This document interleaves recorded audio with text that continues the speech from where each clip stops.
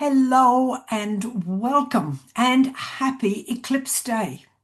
I hadn't honestly intended to get on today and do a video, but it was such an interesting day as the 12th of August, and this is a total lunar eclipse happening today. Apparently, it's visible. The full eclipse is visible in Spain and in various areas around the Northern Hemisphere. This is where the sun is blocked by the moon for something like 2 minutes, or 2.5 minutes, or something like that. And I didn't really have a lot of intention of getting involved in it, but as the day progressed, I noticed lots of interesting shifts happening, both for myself and my clients. So I thought it was a great idea to come on and have a chat with you all and see how you're going with the full eclipse in Leo. So this is very Leo energy at the moment. We're in the sign of Leo at the moment, which is the king of the jungle, of course, and lots of confidence, lots of putting your best foot forward, lots of love, lots of enthusiasm, and lots of sparkle and shine for the beautiful Leo sun signs. And of course, we've all got Leo in our chart somewhere or other. And if you haven't had your chart done, I'm starting to learn more and more about astrology. And, I love researching and getting into new things. And it's a whole system that just has always fascinated me. But the more I get into it, the more I want to get into it. So if you'd like me to do a little bit of work with your astrology chart, please let me know. And I'm happy to work with you on that and find your strengths and balance out your weaknesses. That's what I love to do. So, in case you don't know me, my name is Maureen Callister. I'm a kinesiologist, a very specialized kinesiology, and I like to incorporate lots of different systems. I do the chakra system, I work with traditional Chinese medicine, I do a lot of emotional work. I like to get to the root cause, the deepest root cause within your unconscious and your subconscious mind, your memories, your childhood. Look at where are the blocks and the limitations that are stopping you from being the full potential of your true essence of who you could be and who you came to be. And let's jump into a little bit more of that with this Leo eclipse. So, what I've noticed today, and just recently with a couple of my clients, there's definitely been a big push coming up from the unconscious to say, let's let go of lots of these old patterns. So, patterns that may have served you in the past, and patterns that I would suggest you've probably learned from very early childhood. And some of those patterns could be defense patterns. So what I mean by that, it's the strategies you've adopted in order to protect yourself. Because if you're living your childhood through joy and fulfillment and just having fun and expressing yourself and being everything that you wanted to be, then that's excellent. But many of us felt like we were living in an environment in our families and in our schools and in our very early childhood experience where we felt like we had to adapt ourselves, where we felt that love was conditional. And therefore, we had to change and put on masks and defend our delicate little hearts and our emotions, and maybe not express ourselves as freely and openly as we would have liked.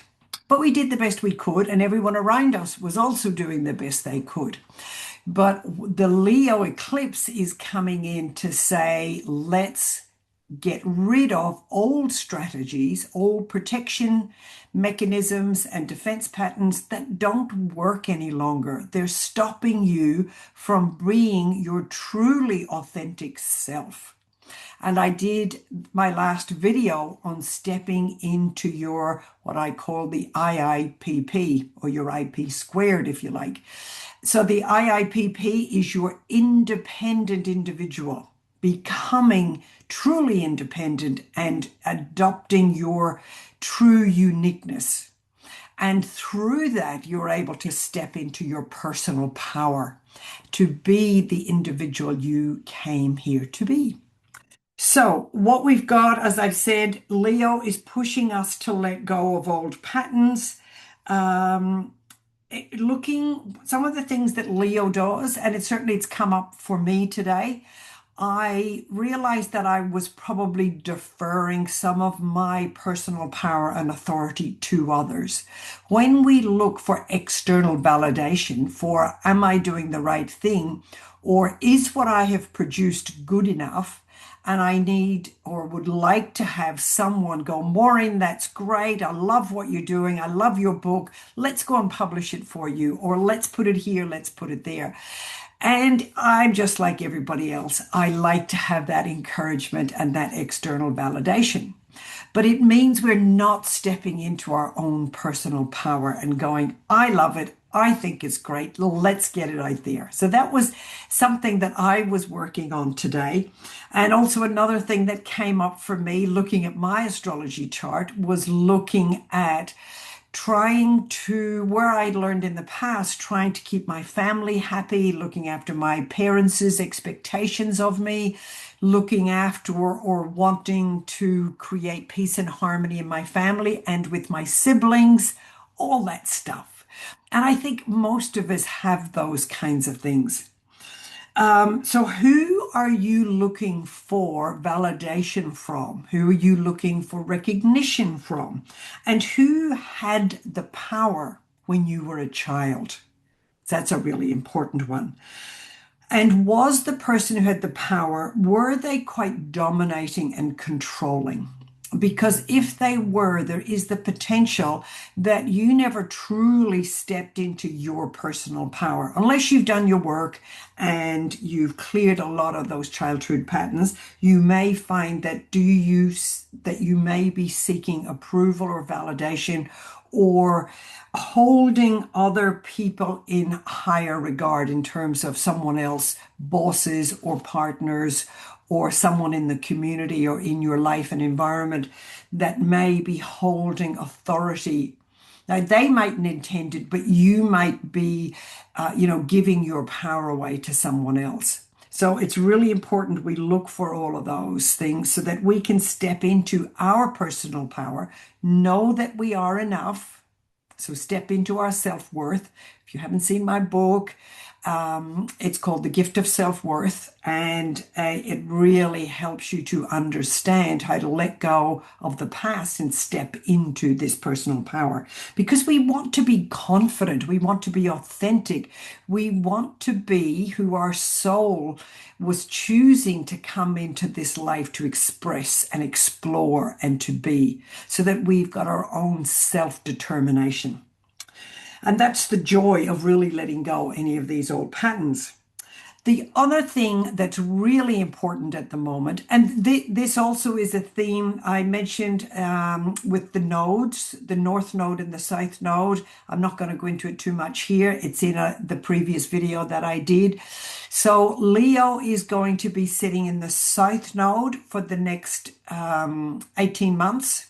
And we're moving into our North Node, which is our soul's kind of journey, or the life's work of your soul in this journey is to move into your North Node expression.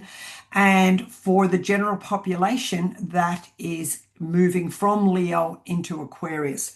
So that means letting go of any of these negative expressions or shadow expressions, as we say, of Leo, and letting the Leo heart sing so that we are coming from our heart, because Leo is all about fire and coming from the heart.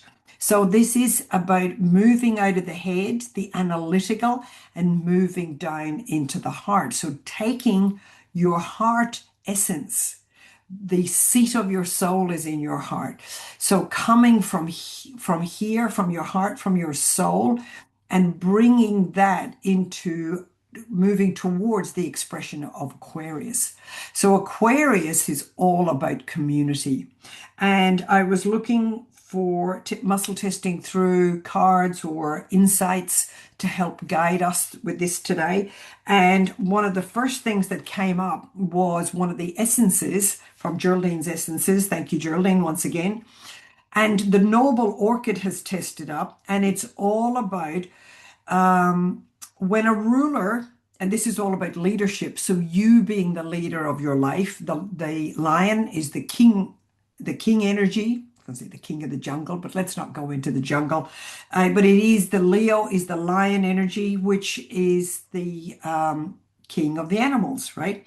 So when a ruler is of strong will and strength, he attracts others who gather around to be part of the group to work on community interests. Now is the time to act. Choose those with sincerity. It must be right in the beginning. So I think what we're being guided to here is be the leader in our life and to step up within our communities and to consider what is right and good for all is the other message within the Noble Orchid. And that is a very Aquarius theme. With the Aquarius energy, we have to be independent individuals. It's a very solar plexus, which is this yellow energy. And just when I'm talking about yellow, see my lovely my daffodils? I just saw so much beautiful yellow when I was out for my walk this morning. What's the Australian bush that has all the yellow blossom? It's coming out everywhere at the moment. The Australian wattle. Oh, it's beautiful. It's fluffy and yellow and delightful, and there's huge flourish of it in lots of bushes around the area. So yellow is for joy. So this is bringing joy into yourself, into your life, in every aspect of your life that you can. Don't do things if they don't bring you joy. Now, I know that's easy for me to say. I love my work and I love my family and where I live and my friends and all that stuff. I'm very fortunate. It's not necessarily that easy for everyone, but I've been working on this for 25 years. So I'll take a little bit of credit for that, for creating some of that at least. But as much as you can, find joy in everything in your life. If you don't love your job, maybe you love the people that you work with. Maybe not love your boss, but you might like some of your customers, that kind of thing. So be the joy in your day and to find the joy in the little things. Anyway, enough of that on my soapbox. But the joy is represented by the yellow. If you struggle with joy, maybe get some of the Altera yellow spray. This is the yellow in the Altera range. It's literally called Joy, and it's a beautiful, citrusy, fresh, uplifting smell. Let's just spray a little bit. Oh, oh, lovely. And I'll just say, the solar plexus energy, the yellow energy in the chakras, is all about stepping into your individuality so that you can express your power. So the message is really strong. It's coming from everywhere. Okay, so connecting the head down to the heart, and I've done a lovely little video which should be on my socials very shortly. And this is about letting the mind calm. I talked about the mind being inadequate. And we expect the mind to do everything, to be the fountain of wisdom. But what I discovered, and I mentioned in my little social media video, was that, so it'll be on Instagram and Facebook. So it's saying that the mind is inadequate. And I'm thinking, oh Lord, here we go, another inadequate, not good enough. I'm afraid that my mind is not good enough. But the insight that I learned was the mind is inadequate. It's inadequate because there's no way that your mind in this lifetime can understand all of who you are. When you embody your soul and your divine energy, that is more than your mind can comprehend. So therefore, your mind is inadequate. And of course, it seems a little bit strange, but then it means, oh, I don't have to understand all of it. I don't have to know how it all works. I can allow my heart and my soul and my higher self to guide me in the things that I don't mentally understand. And that comes from the heart. So I just loved that. And then just after that, I did another little video which explained how, as the heart expands, as we give more energy and more focus to our heart, the heart can expand and we work more from our heart energy so that we see ourselves and our life through the eyes of the soul, which is all loving. Your soul is your source of unconditional love. That's what the soul stands for in my little acronym. And that's all explained in my book. So if you want to get that, I could put the link below. The other thing, okay, so with the head and the heart, this also reminded me of the link between the right and the left brain. So I don't want to go into too much of the left and right brain here. The left, I will say the left brain does control the right side of the body. That is the masculine energy. That's the action, the doing. Most of the Western world, we were taught to be right-handed so that we are more action-orientated. The right brain is more of the feeling, intuitive, big picture. It's less rational and logical than the left brain, but the right brain, much more creative, intuitive, and that controls the left side of the body, which is more of our feminine yin energy. And ideally, we want these two sides to be integrated and working fully, just like we want the head and the heart to be integrated.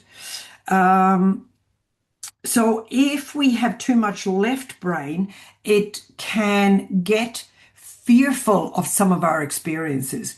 And I also often explain to my clients, we often are afraid of our emotions where we've had a lot of emotion in the past that might have been traumatic or overwhelming. We're feeling we're not coping, that puts us into anxiety. Then we think into fear. How am I going to cope? What's happening in the future?